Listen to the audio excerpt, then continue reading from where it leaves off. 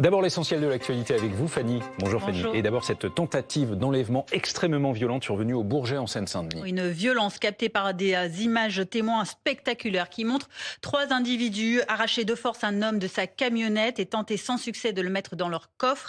2 d'entre eux ont été interpellés et placés en garde à vue. Le 3e est en fuite. Une enquête est ouverte pour déterminer les raisons de ce rapt manqué. Le récit de Mathis Menu.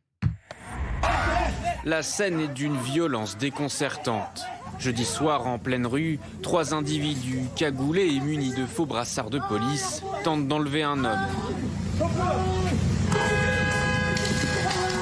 L'automobiliste est extirpé de son véhicule, puis traîné au sol sur quelques mètres. La victime se débat, mais est placée de force dans le coffre de cette voiture. Alertés par les cris, des policiers en patrouille interviennent rapidement. 2 hommes sont interpellés, tandis qu'un 3e prend la fuite. Sur place sont retrouvés une arme de poing, les faux brassards, ainsi qu'une montre Rolex dérobée à la victime. L'enquête va devoir déterminer le mobile derrière cette tentative d'enlèvement et le profil de ces malfaiteurs qui ont agi visiblement avec beaucoup de sang-froid, beaucoup de détermination et puis visiblement avec une certaine préparation. Les 2 suspects sont entendus pour tentative d'enlèvement en bande organisée. Leur garde à vue peut durer jusque 96 heures. Voilà, et à 10h30 dans BFM Direct, on va décrypter ces images spectaculaires avec Alexandra Gonzalez, chef adjointe du service police-justice de BFM TV, également avec Jean-Marie Godard, qui est journaliste spécialiste des questions de sécurité, auteur de Paroles de flic aux éditions Fayard. Fanny, le reste de votre journal, cette mise au point cette nuit d'Emmanuel Macron après la levée de bouclier contre ce qui apparaît comme étant un revirement en faveur du très controversé accord de libre-échange avec le Mercosur. Oui, après le rejet des syndicats d'agriculteurs, l'indignation de la classe politique de tous bords, sur cet optimisme montré au Brésil par le président à la suite de l'obtention, dit-il, de clauses de sauvegarde jugées robustes par la France. Emmanuel Macron a donc profité hier de sa conférence de presse au Mexique pour préciser ses propos. Écoutez-le. Il y a des avancées, ce qui me rend positif, mais je reste vigilant parce que je n'ai pas la visibilité sur le tout. Et donc la France continue d'attendre des réponses claires.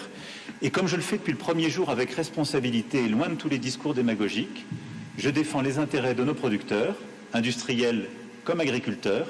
Je défends aussi l'intérêt de nos consommateurs.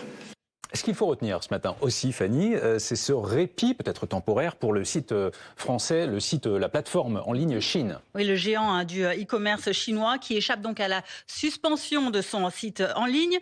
Dans un communiqué, la France assure que Chine ne vend plus aucun produit illicite, mais reste tout de même sous surveillance rapprochée. Les autorités qui précisent que les procédures judiciaires continuent avec un nouveau point de situation la semaine prochaine. D'autres plateformes seront également concernées dans les prochains jours.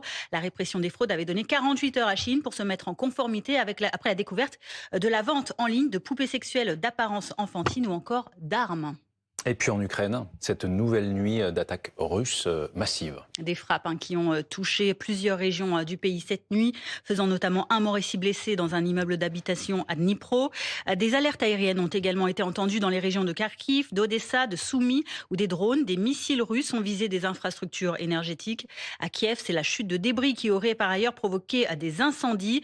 Ces attaques ont provoqué d'importantes coupures de courant, faisant craindre un hiver difficile pour la population à l'approche de l'hiver.